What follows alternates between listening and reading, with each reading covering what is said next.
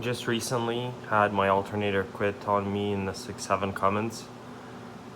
It started flashing with the battery light while I was driving, and then I was pretty close to home, so I got it home, and the next day the batteries were completely flat, couldn't start it. So I trickle charged them overnight, got a new alternator.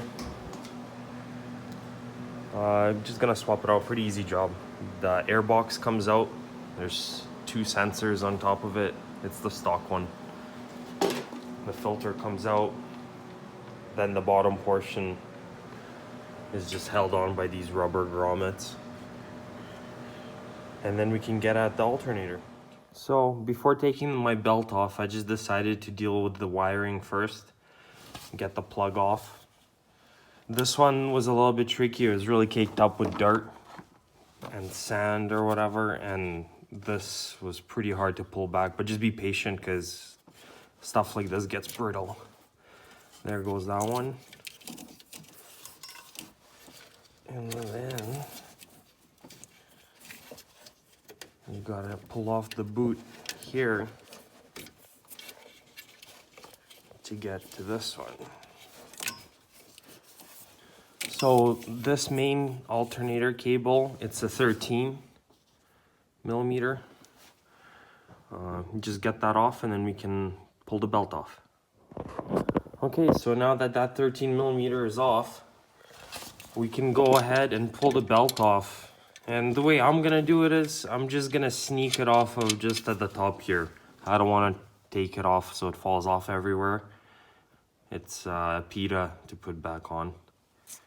So yeah, let's get the bigger driver in there and snipe, and then we can release the pressure.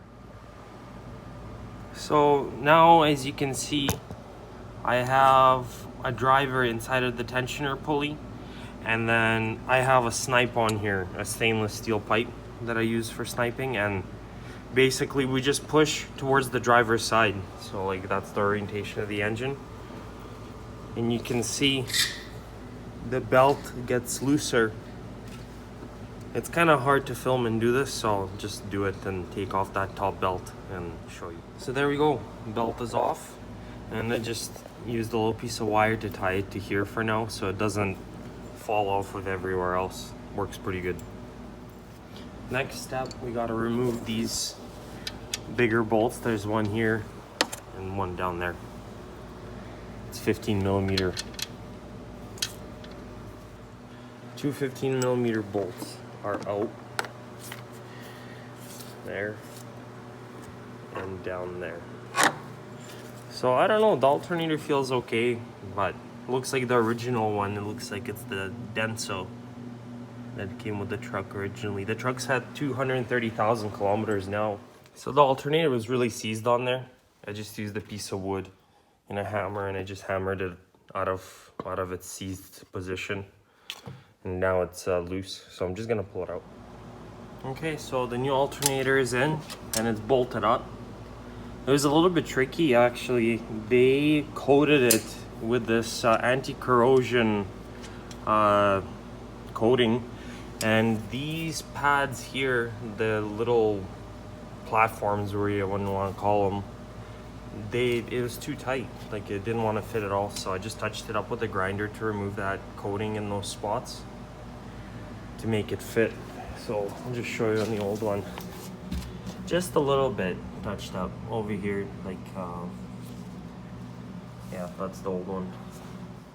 So now same job in reverse. I just put the belt back on. I used the same driver and snipe just like that, and slip it back on. Just make sure everything aligns after, like down there and all over the place, so nothing came off. And then after that, we're gonna plug in all the electronics. Okay, alternator is all plugged in, good to go. Now the airbox, and that's pretty much it.